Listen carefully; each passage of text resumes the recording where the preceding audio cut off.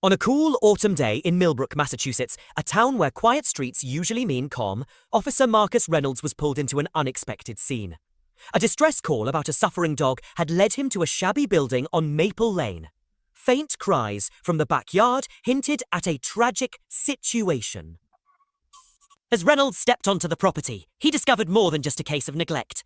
A thin, chained German Shepherd mix, its eyes filled with terror and sorrow, was waiting. But something about the house, with its strangely glossy interior and uneasy aura, suggested dark secrets lurked beneath the surface. What started as a routine rescue quickly spiraled into a tangled tale of cruelty and crime, where the fragile bond between a wounded animal and a dedicated officer hinted at the redeeming power of trust and second chances. What lay hidden beyond the front gate? The wind of autumn swept through the maple trees along Oakbrook Drive, painting the neighborhood in warm shades of amber and crimson. Inside his patrol car, Reynolds tapped his fingers against the wheel, the years of his service etched into every line on his face. Every line on his face. Even after 17 long years on the force, cases involving animals always struck a chord in his guarded heart. Just 20 minutes earlier, a neighbor had called, reporting suspicious sounds, and a dog in distress at 12:47 on Maple Lane. Lane. As Reynolds drove along, memories of his childhood pet, a golden retriever named Sandy, who had taught him about unconditional love during family hardships, flickered in his mind. The GPS signalled his arrival. Before him stood a modest two-story colonial home, its white paint peeling, unkempt bushes crowding the walkway, yet oddly, a shiny black Mercedes sat parked in the driveway, clashing with the home's run-down look. With a deep breath, Reynolds adjusted his utility belt and approached the front door.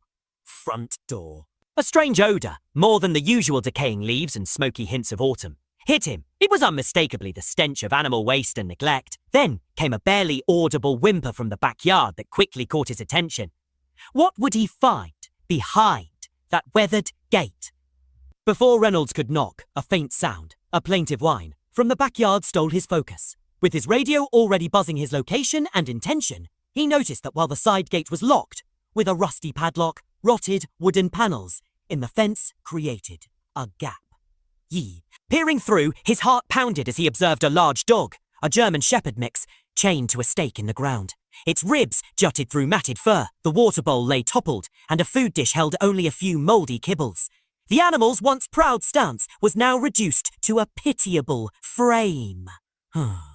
Jesus Christ, Reynolds muttered as he reached for his radio. This is Officer Reynolds. I need animal control at 12:47 Maple Lane, immediately. We have a case of extreme animal neglect. At the sound of his voice, the dog lifted its head with a fragile spark of hope amid despair. Could this look of trust overcome so much fear? Returning to the front door, Reynolds knocked firmly. Moments later, he heard shuffling feet and low, rushed voices. The door creaked open, revealing a woman in her early 30s with an appearance that screamed careful maintenance, designer clothes, manicured nails, and expensive jewelry, a stark contrast to the decaying house behind her. "Or can I help you, officer?" she asked with a clipped British accent. "Ma'am, I'm Officer Reynolds from the Millbrook Police Department. We received complaints about an animal in distress on your property. I need to talk with you and anyone else in the house about the dog's condition," he replied. Fear. The woman introduced herself as Lisa Andrews, but soon tried to brush off the matter, claiming she and her husband were busy with personal issues and that the dog was perfectly fine. Reynolds, however, had seen enough in his years to know when someone was hiding something bigger than simple neglect. "Ma'am, I've seen the state of your dog from outside. Either let me in now, or I'll be back with a warrant," he warned, just as a man's voice from inside answered. "Let him in, Lisa." No need to make this worse. The door opened wider, revealing Derek Andrews, a man whose expensive clothes barely masked the nervous energy he exuded. What other secrets might the pristine interior be concealing? Inside, the home presented a startling contrast to its neglected exterior. Recently updated with high-end furnishings, modern artwork, a series of security cameras, a sophisticated alarm system, and a reinforced door guarding the basement. Everything screamed precision. "Show me your dog," Reynolds demanded. With no choice left, Derek led the officer through a spotless kitchen to the back door, with Lisa nervously trailing behind. The dog reacted immediately, cowering, pressing itself into the ground, with its tail tucked in fear. Knee-deep in this unfolding drama, Reynolds knelt beside the trembling animal and spoke softly. Hey there, buddy. It's okay. You're safe now. When he checked the collar, he found a worn tag with the name Max. How long have you had Max? He asked, unable to take his eyes off the quivering creature. About 8 months, Derek replied cautiously, his voice betraying uncertainty. We got him from a private seller, he added hesitantly. Reynolds wasn't convinced. In those 8 months, hadn't they realised that they never fed him properly or taken him to the vet? We've been terribly busy. Work got away from us, Lisa offered. Her designer heels sinking slightly into the muddied floor. What sort of work keeps you so busy that you can't even fill a water bowl? Reynolds shot back, his tone edged with disbelief. Could neglect be hiding something more sinister? Right then, the animal control van pulled up and Officer Sarah Chun, a veteran in animal rescue, quickly began preparing a carrier for Max. As Chen worked to secure the dog, Reynolds noticed something odd. Despite his weakened state, Max repeatedly glanced towards the basement windows. Sam, giving out small, anxious whines. Officer Chun, could you handle Max's removal while I ask Mr. and Mrs. Andrews a few more questions inside? He requested. After a long pause, Reynolds began a detailed questioning session. The Andrews stories didn't match up. Their timelines twisted, and their explanations for Max's condition grew more and more baffling. Mr. Andrews, you said you got Max from a private seller. I'll need that person's contact information, Reynolds insisted.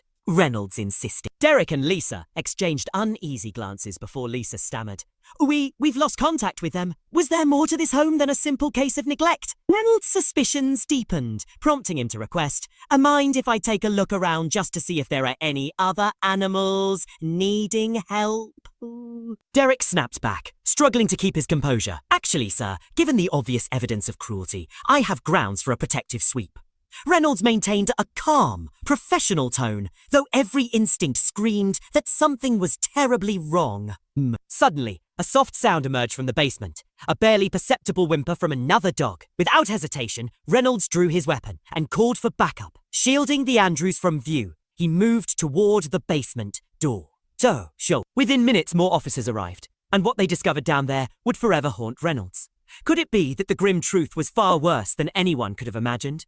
Beyond the reinforced door lay a secret world, a sophisticated, illegal dog breeding operation. And row upon row of kennels lined the walls, each sheltering dogs in various states of distress. The Andrews had been running a high-end puppy mill, selling designer mixed-breed puppies to affluent buyers for thousands of dollars each. Max, it turned out, was not simply neglected. He was once a breeding dog deemed past his usefulness to their illicit enterprise. In the weeks that followed, the investigation swelled, uncovering that the Andrews were tied to an international network of illegal breeders, using their legitimate business connections on both sides of the Atlantic to keep the operation running. Their eventual arrest broke a trafficking ring spanning 3 continents. But while the investigation widened, Reynolds never lost focus on Max. What would come next in the unraveling of this criminal web? Every day after the rescue, Reynolds visited the emergency veterinary clinic to check on Max as the dog slowly began to recover under proper care. Dr. Maria Santos, the lead veterinarian, marvelled at Max's tenacity. Figuart remarkable, she told Reynolds one evening while watching the once weak dog tentatively wag his tail at a vet tech bringing his dinner. Despite his harrowing past, Max hadn't lost his ability to trust, a rare quality in severe abuse cases. Sirs. In the quiet moments of recovery, Reynolds spent extra time with Max. He would sit beside him, offering approved treats and gentle words about the progress of the case or simply chatting about his day. Gradually, Max's fear turned into cautious optimism, a transformation that revealed his true nature, gentle, smart, and surprisingly playful. And with each visit, the bond between them grew stronger. What could this new friendship bring to both of their lives? 3 months after the dramatic rescue, Dr. Santos declared Max healthy enough for adoption. Although Reynolds had known what to do for weeks, he felt a twinge of nerves as he filled out the paperwork.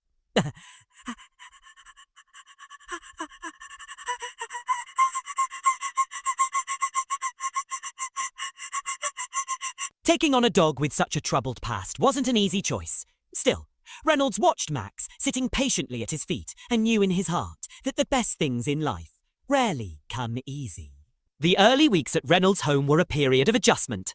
For both him and Max, the dog had to learn that food was always ready, the back door would stay open, and he would never again be chained outside. Reynolds too had to learn Max's triggers, sudden movements, raised voices, even the clink of metal chains. Yet amid the challenges, moments of pure joy emerged, like the first time Max awkwardly played with a toy, or the morning Reynolds awoke to find Max claiming the other half of his bed, softly snoring on a spare pillow. How would these little victories shape their future together? 6 months after the rescue, Reynolds sat on his back porch while Max roamed the fenced yard with the carefree curiosity of a younger dog.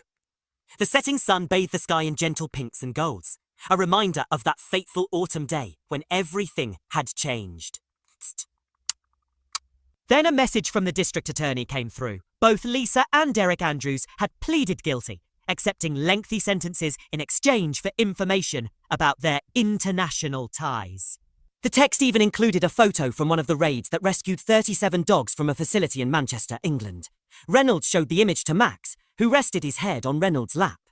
"In see that, buddy? You didn't just survive. You helped save many others," Reynolds murmured. Max's tail thumped the porch boards as Reynolds scratched behind his ears, marvelling at how far they both had come. Could one rescue spark a ripple of healing that touched so many lives? That evening, as they strolled through the neighbourhood on their usual route, Reynolds reflected on how the case had changed him. He'd always seen himself as a good cop, but Max had made him better. More in tune with the subtle signs of suffering, and more determined to look beyond surface appearances. Passing by the local elementary school, a group of children eagerly called out to Max by name. Since Reynolds had begun sharing their story as part of an anti-cruelty education program, Max had become a beloved figure in the community, a living testament to the power of compassion. Later that night, while Max dozed near the fireplace, Reynolds sifted through old case files and saw photos from that first day, images of a broken dog, chained and afraid. The stark contrast between then and now never failed to stir deep emotions. Just as his phone rang with another report of suspected cruelty from Officer Sarah Chun, Max lifted his head with those wise, knowing eyes. "I want to help me with another one, buddy?" Reynolds asked. Max's tail gave a reassuring thump. "Moo!" Together, they headed out into the night, two warriors, united by an unbreakable bond, ready to fight cruelty wherever it reared its ugly head. In that quiet drive to the next case, Reynolds remembered the words of Dr. Santos. Sometimes, those who suffer the most have the biggest hearts, needing only a chance to trust again. And as the darkness swallowed the road ahead, he knew that with Max by his side, they were unstoppable. Yea, sudden they were unstoppable.